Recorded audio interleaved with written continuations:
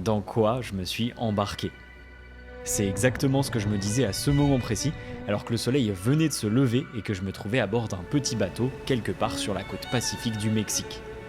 J'étais là pour localiser quelque chose de très précis, des bancs de sardines. Dit comme ça fait pas rêver, mais il se trouve que ces sardines sont au centre d'un phénomène unique au monde. Une fois par an, pendant seulement quelques semaines, elles sont des millions à converger ici. C'est ce qu'on appelle un sardine run. Ces bancs de poissons sont vraiment gigantesques et peuvent mesurer plusieurs kilomètres de long. Et quand ils arrivent, ils déclenchent l'un des plus grands événements de prédation collective de la planète. Des dizaines d'espèces convergent, certaines font des milliers de kilomètres pour profiter de cette abondance de nourriture. D'ailleurs, vous le verrez, mais certains animaux marins ont évolué pendant des millions d'années pour devenir des machines de prédation. Ils ont des caractéristiques vraiment incroyables. Mais pour observer tout ça, il faut d'abord les trouver. Et dans l'immensité de l'océan Pacifique, trouver un banc de poissons, c'est comme chercher une aiguille dans une botte de foin de plusieurs kilomètres. Et les problèmes ne s'arrêtent pas là. Une fois qu'on a trouvé les bancs de sardines, il faut plonger. Je vous avoue que j'appréhendais pas mal cette expédition parce que j'ai jamais fait de tournage dans des conditions comme celle-là. Tout se fait en apnée, on a une ceinture lestée de plusieurs kilos, il y a évidemment des vagues, parfois les conditions ne sont pas bonnes, il y a tout le matos vidéo à gérer, et au milieu de tout ça, des prédateurs qui foncent à 80 km/h et qui peuvent nous embrocher. Mais quand faut y aller, faut y aller. Aujourd'hui, je vous montre ce qui se passe vraiment sous la surface et tous les mécanismes qui rendent ce phénomène unique au monde. Avant de tout vous dire sur cette expédition et de vous montrer les images que j'ai pu capturer en plein Pacifique, il faut que je vous parle de Xfield, le partenaire de cette vidéo. Depuis que je me suis lancé dans le format documentaire, il y a une chose que j'adore faire, c'est illustrer mes propos avec des cartes, des études scientifiques, des schémas que je filme avec ma caméra. Et pour rendre tout ça encore plus vivant, j'utilise Xfield, qui est une plateforme regroupant les meilleurs outils IA du marché. En tant que vidéaste passionné d'images, j'aime filmer et photographier les choses moi-même, donc ces outils, je m'en sers pas pour remplacer ce que je fais, mais pour aller plus loin. Par exemple, si j'ai envie d'animer ce schéma de sardine pour le rendre plus vivant, ce que je fais, c'est que sur Xfield, dans le menu vidéo, je vais dans Create Video, puis j'importe ma photo. Ensuite, je tape un prompt qui décrit le résultat que je veux obtenir. Une fois que c'est fait, je choisis le modèle, on a énormément de choix, et moi celui que je préfère, c'est Kling O1, le rendu est je trouve plus naturel. En moins d'une minute, j'obtiens une vidéo qui correspond à ce que je voulais et qui rend mes explications un peu plus vivantes dans le documentaire. Bon, perso, j'utilise que 5% de ce qu'il est possible de faire sur Xfield, il y a des tonnes de fonctionnalités, comme la génération d'images avec des modèles comme par exemple Nano Banana Pro. Vous pouvez aussi faire de l'animation vidéo, retoucher des photos, upscaler des vidéos pour améliorer la qualité, modifier l'éclairage d'une scène, bref, je pense que c'est la plateforme la plus complète dans le domaine. Si vous êtes intéressé par Xfield, je vous mets un lien dans la description, et maintenant que vous savez tout ça, il est temps de retourner au Mexique. Bon, pour commencer, un peu de contexte. Pour cette aventure, je me trouve à Puerto San Carlos, dans la baie de Magdalena. C'est une immense baie de 50 km, protégée par deux îles qui la séparent de l'océan Pacifique. Ici, l'eau est calme, c'est très paisible, et la plupart des habitants vivent de la pêche. Mais de l'autre côté de ces îles, c'est une autre ambiance. Sur la côte pacifique de Basse-Californie, deux courants marins se percutent. Un courant froid venu d'Alaska et un courant chaud venu des tropiques. Cette collision, associée au vent constant qui souffle le long de la côte, déclenche un phénomène qu'on appelle le Puelling. Le principe est simple, les vents poussent l'eau de surface vers le large et cette eau est remplacée par de l'eau profonde qui est chargée en nutriments. Quand cette eau remonte et rencontre la lumière du soleil, le phytoplancton se multiplie par milliards. Ces organismes microscopiques nourrissent ensuite le zooplancton, des crustacés minuscules comme les copépodes et le krill. Et ce zooplancton, c'est exactement ce que mangent les sardines. Et malheureusement pour elles, elles ne sont pas seules.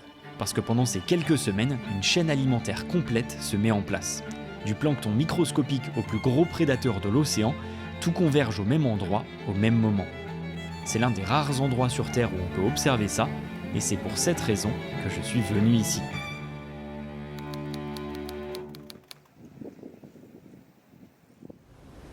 Pour cette expédition, je suis parti avec Barra Shark Experience et Deep Sea Guardians qui connaissent par cœur la zone et toute la faune liée au Sardine Run.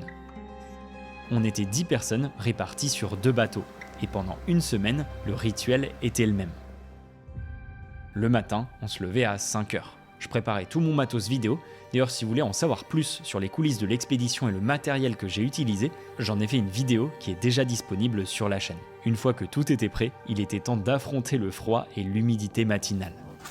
Bon, pour vous donner un peu de contexte sur l'expédition, là il est un petit peu moins de 6 heures et on s'apprête à partir comme tous les jours depuis 5 jours. Il y a toute l'équipe qui prépare le bateau juste derrière moi. Et on va y aller, on a 3 heures de bateau pour se rendre sur le spot où il y a potentiellement des sardines et donc leurs prédateurs. Et pareil, le soir pour rentrer, on a à peu près 3 heures de bateau. Je peux vous dire que c'est un petit peu épuisant. Surtout que là, on a de la chance aujourd'hui, le ciel est clair, mais il y a des jours où il pleut, il y a des jours où il y a beaucoup de vagues. Du coup, c'est un petit peu intense quand même.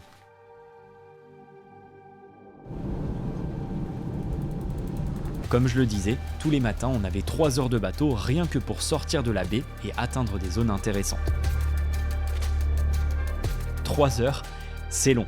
Et on pourrait se dire que faire ça tous les matins pendant une semaine dans l'unique but de voir des sardines en train de se faire manger, c'est un peu se faire du mal. Mais quand vous verrez face à quoi on se retrouve sous l'eau, vous comprendrez mieux notre détermination. En tout cas, pour sortir de la baie, on n'est jamais tout seul. Des pélicans bruns font le même trajet que nous, eux aussi savent très bien ce qui se trouve à quelques kilomètres d'ici, et en plus, c'est l'heure du petit déjeuner. Quand on atteint enfin l'océan, on enfile les combis, on se prépare, parce qu'à tout moment on peut repérer des sardines, et quand ça arrive, il faut être prêt à plonger. D'ailleurs, vous vous demandez peut-être comment on les repère, ces fameuses sardines, sachant qu'on est en plein Pacifique. Pour nos yeux d'êtres humains qui ne sont pas du tout adaptés à cet environnement, trouver un banc de sardines dans ce volume gigantesque, c'est extrêmement complexe. La seule solution qui fonctionne vraiment, c'est de lever la tête et d'observer les frégates. Les frégates, c'est des oiseaux qui font plus de 2 mètres d'envergure et qui volent très haut. Grâce à leur excellente vision, ils arrivent à repérer les reflets argentés des sardines à travers la surface.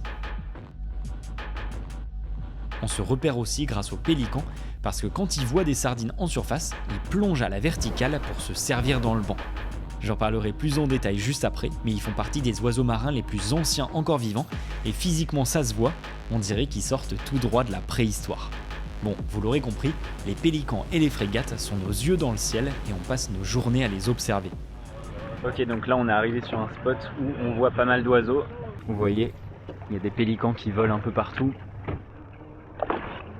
Et dès qu'ils plongent, ça veut dire qu'il y a des sardines juste en dessous.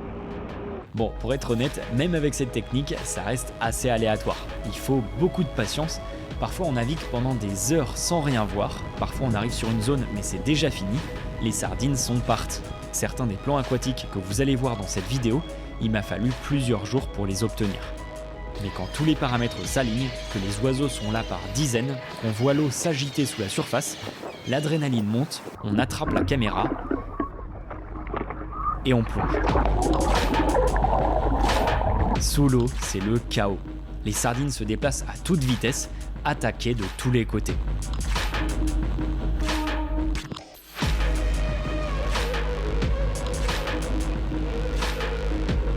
Instinctivement, elles forment une boule compacte qu'on appelle un bait ball. La coordination est parfaite, on verra dans la suite de la vidéo la science derrière cette stratégie de survie.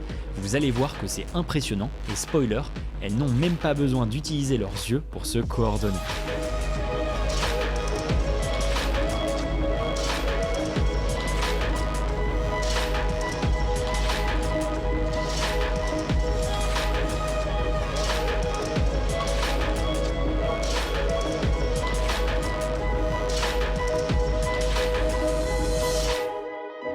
Bon, en voyant ces plans, il y a peut-être une question qui vous vient à l'esprit.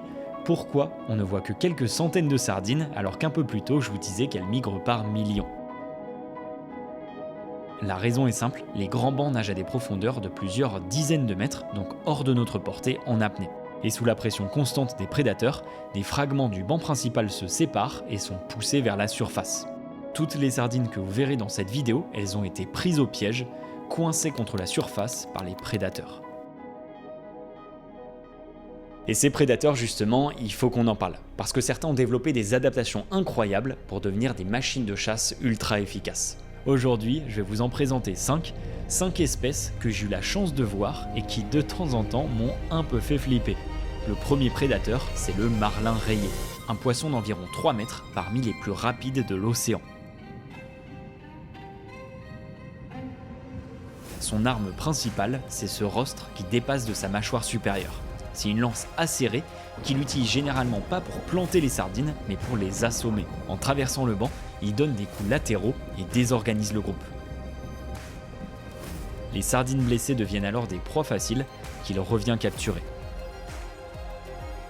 Mais ce qui rend le marlin vraiment impressionnant, c'est quelque chose qu'on ne voit pas. Un organe situé derrière ses yeux. Cet organe, c'est un ancien muscle oculaire transformé par l'évolution.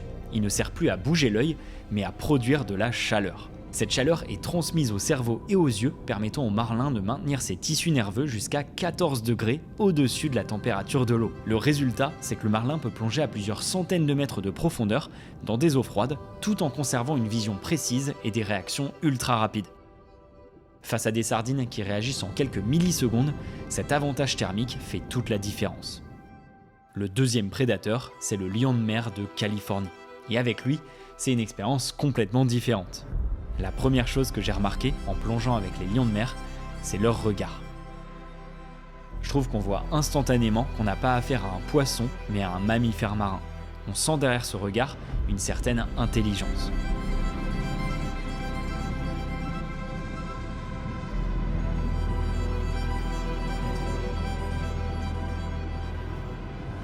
Niveau performance physique, eux aussi sont impressionnants, avec une agilité qui leur permet de faire des virages serrés que la plupart des poissons ne peuvent pas suivre.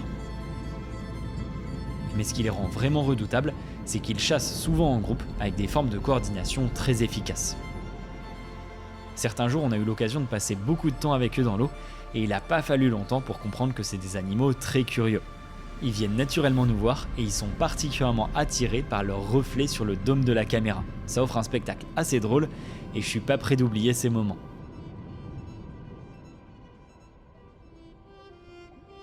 Il est temps de passer au troisième prédateur et celui-là arrive du ciel.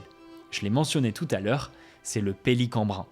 Avec leurs 2 mètres d'envergure, ils patrouillent constamment au-dessus de l'océan. Quand ils repèrent des sardines en surface, ils montent en altitude, 10, 15, parfois 20 mètres, et ils se laissent tomber en piqué vertical à plus de 60 km/h. L'impact est violent, d'ailleurs beaucoup d'oiseaux ne résisteraient pas à un tel choc. Les pélicans ont évolué pour ça, ils ajustent leur posture juste avant l'impact et utilisent leur poche gulaire pour dissiper l'énergie. D'ailleurs, une fois sous l'eau, cette fameuse poche s'ouvre pour attraper les poissons qui passent par là. Au total, elle peut contenir plus de 10 litres d'eau et de poissons. En tout cas, c'était la première fois que je passais autant de temps à observer des pélicans qui, je le rappelle, sont des oiseaux très anciens, leur morphologie a très peu changé en 30 millions d'années. Avant de passer aux plus gros prédateurs que j'ai pu voir, il faut que je vous parle des bonites à ventre rayé. Elles appartiennent à la famille des thons et chassent en banc de plusieurs centaines d'individus. Les bonites, c'est des torpilles vivantes, taillées pour la vitesse, pour l'endurance et pour la chasse. Comme le marlin, elles possèdent une capacité rare chez les poissons, l'endothermie régionale, mais pas au même endroit.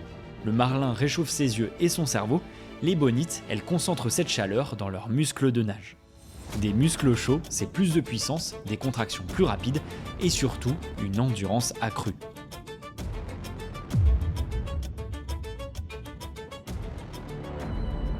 Et puis, il y a le 5e prédateur, le plus gros que j'ai pu voir, le rorqual de Bride. Un jour, on plongeait sur un baitball et on a vu passer une silhouette gigantesque juste en dessous de nous. Tout est arrivé super vite et on est très peu à avoir capturé le bon moment. Pour mieux l'observer, je vous repasse la vidéo au ralenti.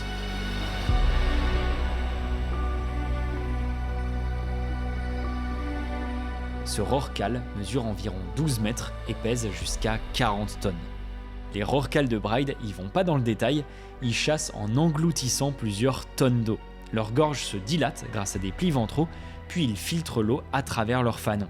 Cette technique m'a toujours étonné, mais il faut savoir que le filtrage est hyper fin. Évidemment, les sardines restent coincées, mais aussi le zooplancton de moins d'1 millimètre. Cette rencontre, même si elle était furtive, elle nous aura bien marqué. Et par chance, ça n'a pas été la seule. Le dernier jour d'expédition, on a aperçu à l'horizon un autre rorqual. Il nous a fallu peu de temps pour comprendre qu'en fait ils étaient deux, il s'agissait d'une femelle et de son bébé. Si la femelle a mis bas ici, c'est que les eaux de Basse-Californie sont riches en nutriments grâce à l'upwelling. C'est un terrain de chasse idéal pour une femelle qui allaite. Chaque jour, elle consomme environ 600 kg de nourriture, ce qui lui permet de produire un lait très riche que va consommer son bébé pendant plus de 6 mois. Mais le spectacle n'était pas terminé. À quelques dizaines de mètres du bateau, un autre rorqual sort pour respirer et il est vraiment énorme.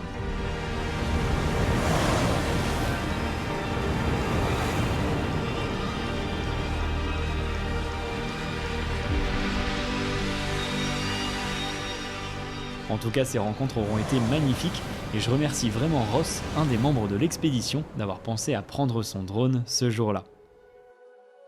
Maintenant qu'on a une vision plus globale de la chaîne alimentaire qui entoure ce Sardine Run, il faut, pour terminer ce documentaire, que je réponde à une question. Pourquoi les sardines se mettent en boule quand elles se font attaquer? C'est quoi la science derrière ce comportement? Pour comprendre, il faut savoir que les sardines vivent en plein océan. Il n'y a pas de corail pour se cacher, pas de rochers non plus, rien. Leur seule protection, c'est le groupe.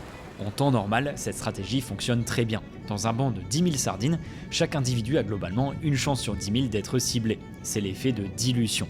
Mais comme on l'a vu, quand plusieurs prédateurs attaquent simultanément, de tous les côtés, le banc se fragmente. Des groupes se séparent, remontent vers la surface et se retrouvent piégés. C'est seulement à ce moment que les sardines forment une sphère. C'est leur stratégie de dernier recours. Ce comportement est instinctif, il n'y a pas de chef, chaque sardine suit des règles simples, rester proche des autres, nager dans la même direction et éviter les collisions. Et de ces règles individuelles très basiques émerge cette structure parfaitement coordonnée. C'est ce qu'on appelle un comportement émergent. Mais ce qui est impressionnant, c'est la vitesse de réaction. Les sardines peuvent répondre aux mouvements de leurs voisines plus rapidement que leur système visuel ne peut traiter l'information.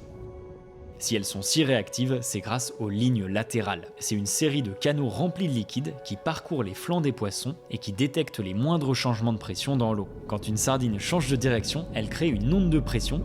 Les sardines autour l'aperçoivent instantanément via leurs lignes latérales et ajustent leur trajectoire. Une autre observation intéressante, c'est que chaque sardine essaie constamment de se rapprocher du centre de la boule. Parce que forcément, la périphérie, c'est là où les prédateurs attaquent, et je pense qu'on est tous d'accord pour dire que personne n'a envie d'être à l'extérieur de la sphère. C'est ce qu'on appelle la théorie du troupeau égoïste. Chaque individu cherche à réduire son propre risque en se cachant derrière les autres. Et c'est cette compétition pour atteindre le centre qui crée naturellement une forme sphérique. Même si individuellement elles augmentent leurs chances de survie, le fait de former cette sphère dense et compacte, ça attire encore plus de prédateurs et ça se transforme en festin collectif. Quand je prends un peu de recul, je me dis que c'est quand même fou d'avoir pu nager au milieu de ce chaos qui est considéré comme l'un des plus grands événements de prédation de la planète. Quand je me suis lancé dans cette expédition, j'espérais voir des sardines, quelques prédateurs et ramener de belles images. Mais une fois sur place, j'ai réalisé que j'assistais à quelque chose de bien plus grand. Ce que j'ai eu la chance d'observer pendant une semaine, c'est pas juste un sardine run, c'est un phénomène qui se perfectionne depuis plusieurs dizaines de millions d'années. Tout ce qu'on a vu dans ce documentaire, du phytoplancton au rorqual de 40 tonnes, en passant par la coordination des sardines, les adaptations de chaque prédateur, c'est le résultat de millions d'essais, d'échecs, de lignées entières qui disparaissent et de quelques réussites qui se sont transmises. Notre espèce, ça fait seulement 300 000 ans qu'elle existe. À l'échelle de ce phénomène, on n'est presque rien. Et vraiment, quand je me retrouvais sous l'eau au milieu de toutes ces créatures, je me sentais minuscule, un simple spectateur dans un monde qui tourne depuis bien plus longtemps que nous.